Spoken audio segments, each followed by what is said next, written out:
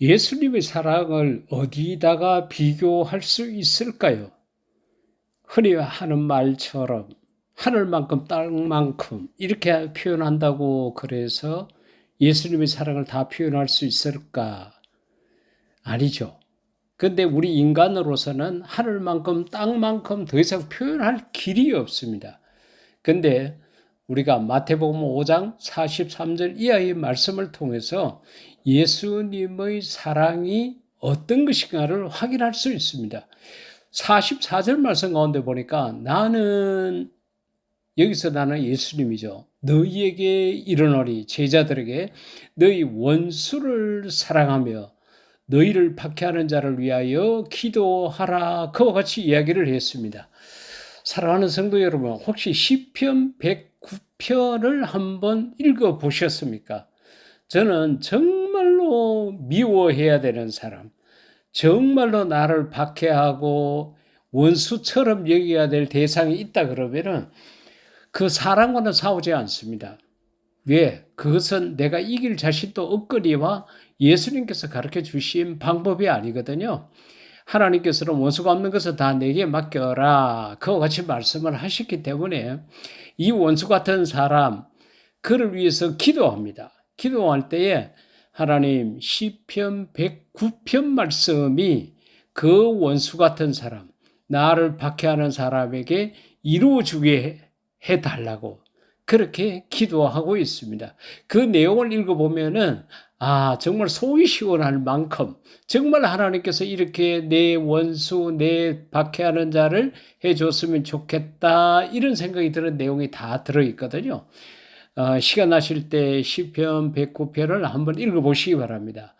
하여튼 예수님께서는 우리들에게 뭐라고 요청을 하셨는가 하면은 원수는 사랑하고 박해자를 위해서는 기도하라 그랬습니다.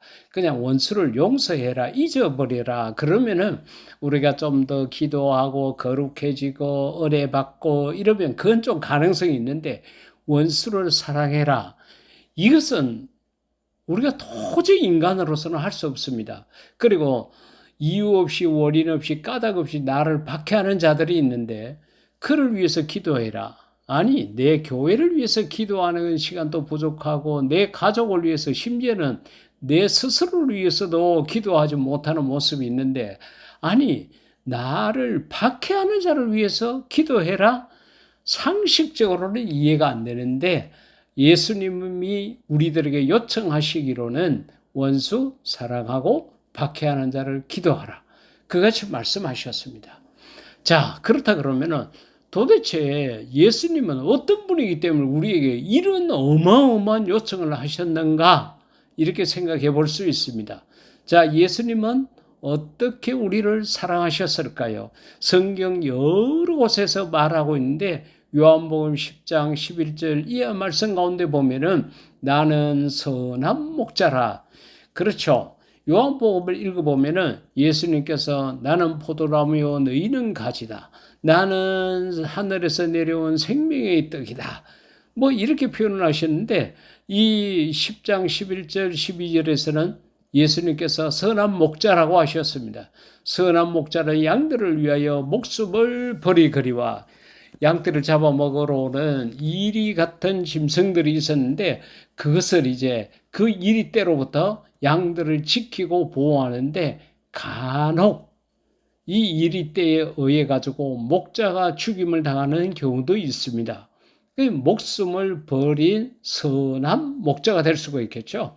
그래서 예수님께서 그 선한 목자에 비유하시면서 나는 어떤 사람인지 아느냐? 나는 선한 목자야. 그렇기 때문에 너희들을 위해서 내 목숨을 버린다. 그같이 이야기하는 거예요. 사랑하는 예청자 여러분, 여러분 주변에 누가 여러분을 위해서 죽을 수 있는 사람인지를 생각해 보십시오. 혹시 있습니까? 있다 그러면 여러분은 엄청난 사랑을 받고 있는 겁니다.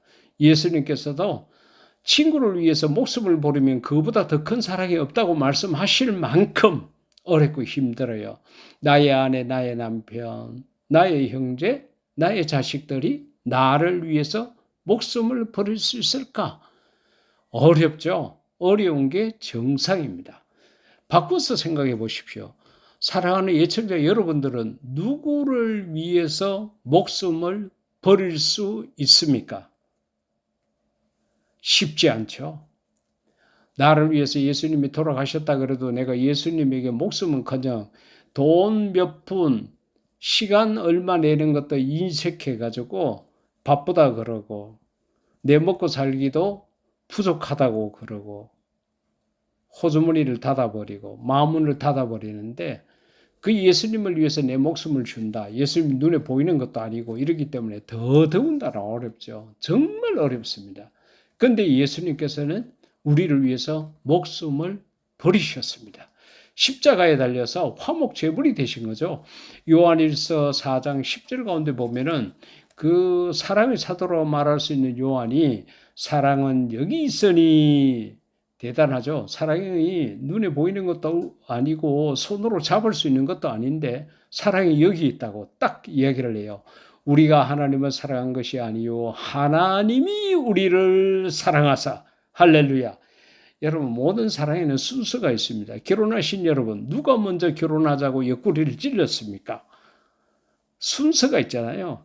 이 요한일서 4장에서 하는 이야기도 우리와 하나님 누가 먼저 사랑했느냐? 하나님이 우리를 사랑했다고 그럽니다.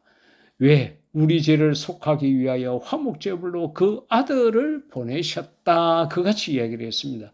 얼마나 사랑했는지 엄청난 돈을 준 것이 아니라 엄청난 세상의 부귀 영화를 준 것이 아니라 그보다도 더 귀한 독생자 그 아들을 우리를 위해서 화목제물로 주셨다. 예수님이 우리를 어느 정도 사랑하셨느냐? 십자가에 달려서 목숨을 버리기까지 하나님과 우리 사이에 화목제물이 되기 위해서 목숨까지 주셨다. 엄청나게 큰 사랑이죠. 또 요한복음 14장 2, 3절 가운데 보면은 예수님께서 하늘나라에 가신 목적 가운데 하나를 말씀하십니다. 내가 너희를 위하여 거처를 예비하러 가노니. 이 거처라는 것을 영어 성경 가운데 보니까 맨션으로 이렇게 번역해 놓은 것도 있더라고요. 거처를 예비하러 가노니 가서 너희를 위하여 거처를 예비하면 우리가 하늘나라로 이사를 가게 되는 거죠. 죽었다는 표현보다는 이사 갔다는 표현이 더 성경적입니다. 어머니 뱃속에 10개월 있다가 우리가 이 세상으로 이사를 왔습니다. 이 세상에서 한 100여 년 살다가 저 하늘나라로 이사를 가는 거예요. 죽는 게 아니라. 그 이사를 가는데 그 하늘나라에 내가 살아야 할 거처가 있어야 되는데 이것을 예수님께서 예비하러 가신다는 거죠. 그것을 예비하고 나면 내가 다시 와서 이게 예수님의 재림이죠. 너희를 내게로 영접하여 나 있는 곳에 너희도 있게 하리라. 할렐루야. 얼마나 이 순간이 기다려집니까? 우리는 이 만남을 위해서 이 세상을 살고 있는지도 모릅니다.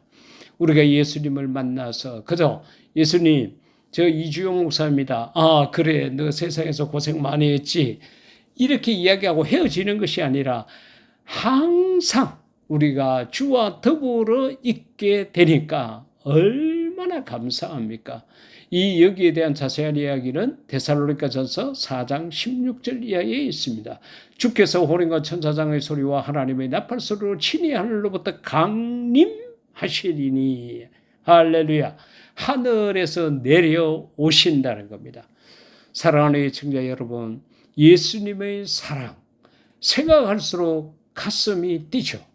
우리 마음에 감동이 밀려옵니다. 그 예수님께서 우리들에게 원수도 사랑하고 박해하는 자를 위해서 기도하라고까지 하셨습니다. 오늘 우리가 이 말씀을 다시 한번 생각하면서 우리도 예수님처럼 이웃을 사랑하고 하나님을 사랑하는 그런 자가 되기를 인류 최대 멋쟁이신 예수님 이름으로 축복합니다. 아멘.